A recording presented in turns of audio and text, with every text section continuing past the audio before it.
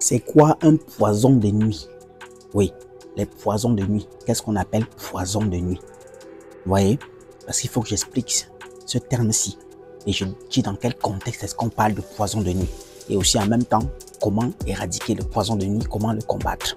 Parce que c'est très important vu que c'est les poisons de nuit aujourd'hui qui sont en train de causer des kystes et des myomes mystiques par le ventre des femmes. C'est également les poisons de nuit qui sont également aujourd'hui en train de causer des faiblesses sexuelles par le ventre des hommes. C'est également les poisons de nuit qui causent des douleurs, les mal de reins, les symptômes bizarres, les fatigues intenses, la saleté, les règles douloureuses, les cycles irréguliers, les choses bizarres. C'est toujours les poisons de nuit qui sont responsables de tout cela. Dans cette vidéo, spirituellement parlant, je veux donc vous établir la connaissance sur les poisons de nuit, comment les éviter, comment les combattre et comment les éradiquer si vous en avez déjà. Accrochez-vous. Déjà, quand on dit poison de nuit, n'oubliez pas qu'il y a le mot poison avant nuit. Bah, si je venais dire qu'est-ce qu'un poison, n'importe qui va se sauter. Et là, j'ai dit poison de nuit, les gens prennent ça un peu à la légère. Les poisons de nuit sont des nourritures nocturnes qu'on nous remet pendant que nous dormons. Et quel est le rôle de cela? Le rôle de cela est bien sûr de nous affaiblir spirituellement, de diminuer nos auras et de nous salir. Parce que lorsqu'on est habitué à consommer les poisons de nuit, on est comme une personne impure qui porte des couvertures néfastes et sombres qui empêchent donc l'évolution de notre lumière et qui nous empêchent également de transcender avec l'autre monde. Parce que les poisons de nuit dans nos ventres pèsent et sont comme des impurités que lorsque nous ne dégageons pas de cela, on ne bénéficie pas de certaines grâces divines. Vous comprenez? C'est pour ça qu'une femme qui a trop de poisons de nuit dans son ventre, elle risquera d'avoir beaucoup de règles très douloureuses. Parfois, elle aura des cycles en caillot, en boule noir. Parfois, elle aura des difficultés de conception. Elle aura des kystes et des myomes mystiques. C'est également le poison de nuit qui cause des maladies mystiques. Parce qu'il y a des maladies physiques et les maladies mystiques. Vous voyez, il y a des maladies que vous pourriez aller à l'hôpital, soyez n'importe comment, ça ne marche pas parce que cela est dû mystiquement. Il faudrait vraiment que mystiquement cela soit éradiqué. Donc, quand vous dormez, comment est-ce qu'on nous donne les poisons de nuit? Il y a plusieurs façons. Mais la plupart des façons, c'est les nourritures nocturnes. Quand vous dormez, vous rêvez en train de manger des choses. On vient vous donner des choses, vous mangez, ou bien vous-même vous rêvez, vous avez cuisiné, vous mangez, vous rêvez que quelqu'un vous a donné quelque chose. Maintenant, je vais établir quelque chose ici pour notifier quand ce n'est pas un poison et quand c'est un poison. Il y a les rêves de nourriture qui sont une prédication de l'abondance dans notre vie. Si vous rêvez par exemple que vous avez cuisiné une nourriture et que vous avez mangé, ce n'est pas un poison de nuit. Écoutez ce que je vous dis. Si vous faites un rêve un jour, que vous avez vous-même cuisiné une nourriture et que vous avez mangé, ou que vous êtes vous-même allé comme ça, vous vous élevez à aller acheter un pain ou acheter quelque chose en route ou n'importe où et manger, ce n'est pas un poison de nuit. Comprenez ce que je dis? Là, c'est un rêve qui est en train de nécessiter que vous avez besoin de nutriments. Votre esprit n'est pas nourri. Dieu passe par là pour vous dire que vous avez besoin de mettre en exergue certaines pratiques qui vont permettre à ce que votre esprit soit nourri. Donc, vous êtes en cours d'énergie. Parce que la nourriture que nous consommons ne nourrit pas seulement notre corps métallique ou physique. Non, ça nourrit sur notre esprit.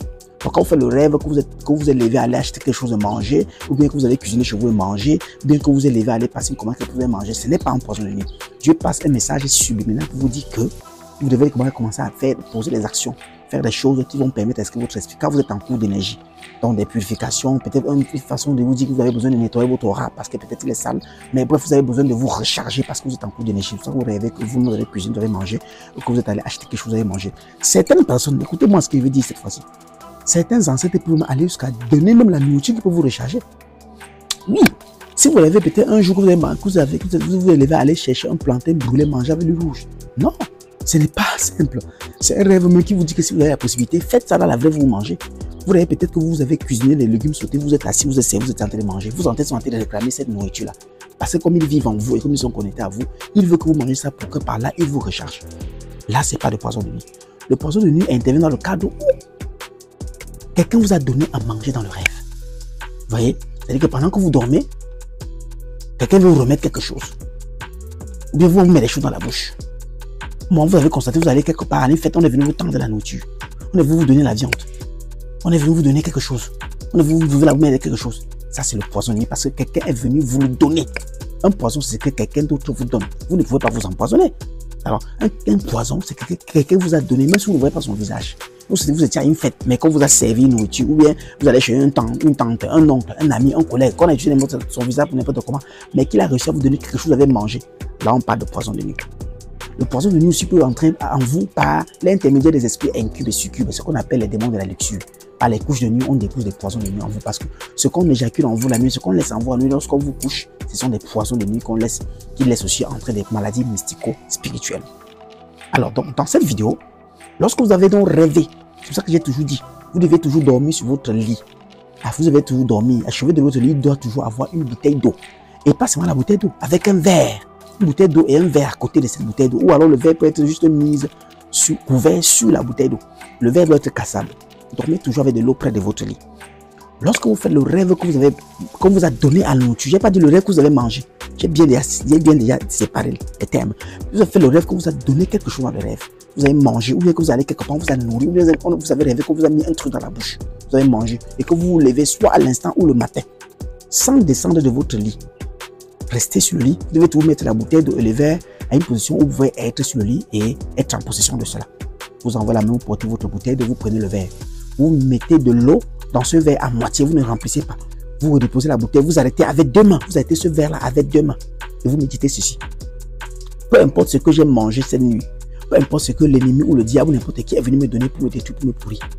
Que par cette eau que je bois aujourd'hui, que cela éradique cela dans mon corps, que cela sorte maintenant et tout ce que ce soit par les selles, par les urines, par la chaleur ou par la respiration. Vous méditez ainsi. Vous avez boire l'eau 7 fois et 9 fois. Donc vous buvez, vous avalez, vous comptez le nombre de fois que vous avalez comme ça 7 fois. Après vous avalez encore 9 fois. Et la 9e fois que vous allez avaler, que l'eau soit finie dans le verre. C'est bon. Même si c'était la chair de même qu'on veut vous donner, je vous assure que quand vous finissez de faire ça, vous déposez les pieds sur le sol. Cela va sortir de votre corps, soit par les selles, soit par la chaleur, soit par la respiration, soit par les urines. Comme vous avez médité en buvant de verre. Maintenant, si cela arrive que vous avez déjà tellement consommé des poisons de nuit et que ça a déjà mis des maladies dans votre ventre et tout, là, il ne s'agit plus d'un verre d'eau. Vous devez rencontrer un spécialiste, un naturopathe ou un voyant, un guérisseur, je sais quoi, pour qu'il essaie de voir réellement quel type de remède pour vous donner. Parce qu'il n'y a pas un remède général pour les poisons de nuit. Il y a certaines personnes que leur poison de nuit a été beaucoup truqué. Il faut d'abord même aller dans le sens où il faut d'abord même peut-être couper la même mystique moi derrière avant de lui faire boire le remède. Vous comprenez un peu? Donc ça entre dans beaucoup de perplexes. Mais dormez déjà avec de l'eau près de votre lit et un verre. Que vous soyez réveillé à l'instant que vous avez rêvé, que vous soyez levé le matin, faites d'abord ceci avant de faire n'importe quoi. Cela va faire de telle sorte que ce poison soit éradiqué dans votre corps d'une façon ou d'une autre. Autrement dit, les poisons de nuit, lorsqu'ils ne sont pas éradiqués, au fil du temps, ça peut nous faire souvent nous sentir fatigués. Ça peut nous faire parfois avoir des migraines. Il y a beaucoup de choses qui peuvent que ça peut nous faire être à l'intérieur sans nous en rendre compte. Donc, cette vidéo donc était dans le fait d'établir poison de nuit. C'est quoi un poison de nuit? La différence entre un rêve de recharge d'énergie et un rêve de poison de nuit. Et aussi comment éradiquer le poison de nuit. En bon attendeur, salut. C'était le Luminendia. Allez, ton cerveau. À très bientôt.